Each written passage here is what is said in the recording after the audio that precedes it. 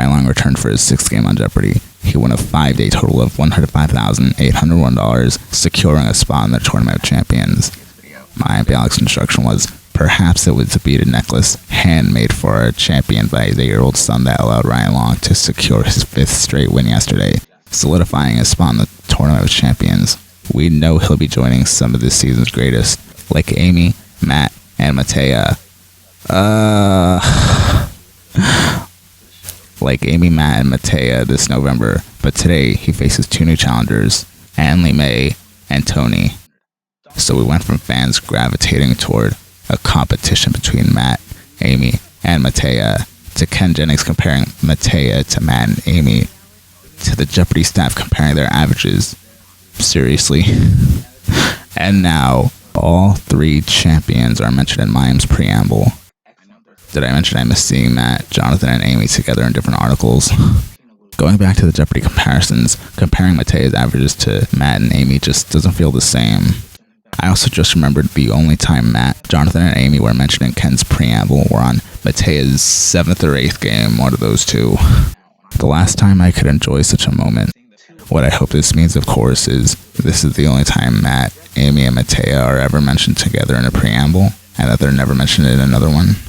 Oftentimes, the last 2 Jeopardy categories form a phrase. In this case, it was the farmer and Adele.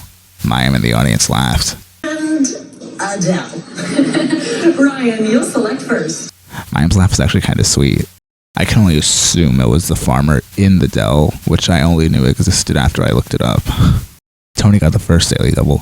He made it a true daily double. Unfortunately, got it wrong and went down to 0. I felt bad for everyone in the mini anecdotal interviews. Tony met his wife in grad school and only started dating after they both moved far away from each other. Glad it turned out well since they're married. Lee May talks about Ken Jennings inspiring her career.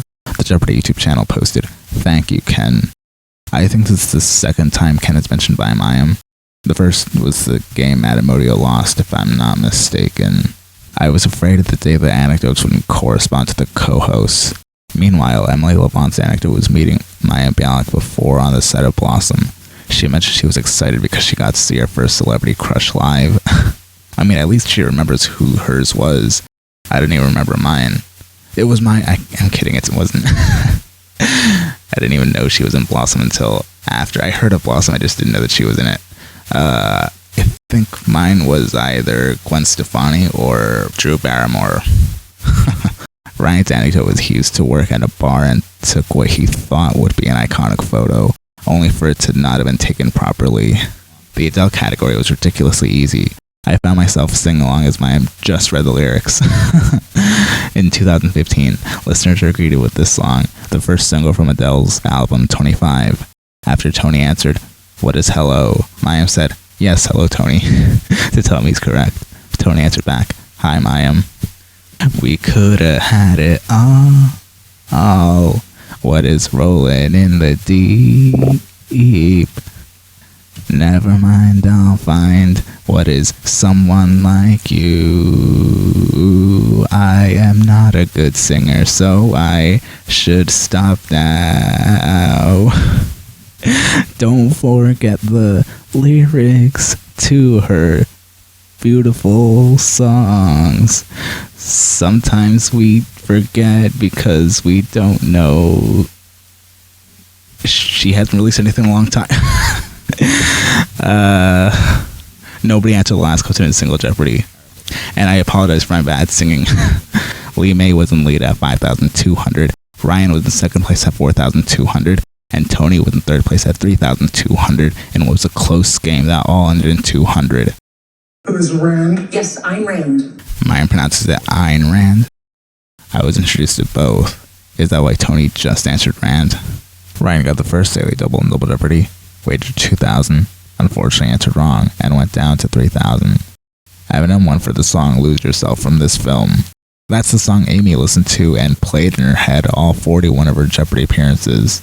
Well, she played in her head in the Tournament of Champions. Ryan ran the Oscar-winning songs category. Ryan got the 2nd daily double in Double Jeopardy. Wagered 2,000. Got it right. And went to $15,400. Lee May ended Double Jeopardy winning 12,000 even. Tony was in 3rd place at 6,000 even. Exactly half. And Ryan was in lead at 21,000 even. They all in the same 3 digits for the second round in a row. The Final Jeopardy category was on the map. The question was, it's referred to as the Blue Eye of Siberia. Wait, that's it? I've never seen a Final Jeopardy question this short since back in the olden days. Actually, yeah, I don't even know when the olden days would be, first of all. That does raise the question, when was the last time they phrased questions this short, and why do they stop? The answer was Lake Baikal. That is correct. The world's deepest lake. It also contains more than 20% of the world's unfrozen fresh water. Ryan was the only one to answer correctly. He wagered $5,000, which took his final score to $26,000. He's now at a 6-day total of $131,801. I also just noticed he's wearing his son's bracelet. Maybe it's because I saw this and wrote the script while I had my glasses off to solidate Ryan. The overhead on set for this game was Ryan taking a guess. He was asked how he knew. He mentioned he didn't even know the lake was in Siberia before the storage locker metaphor that's in the title. Congratulations to Ryan, and to relieve everyone, this is Ryan's last game without glasses. I hope this means he'll do better if he's gonna start wearing glasses. We'll see how he does on Monday. And as always, thank you for watching.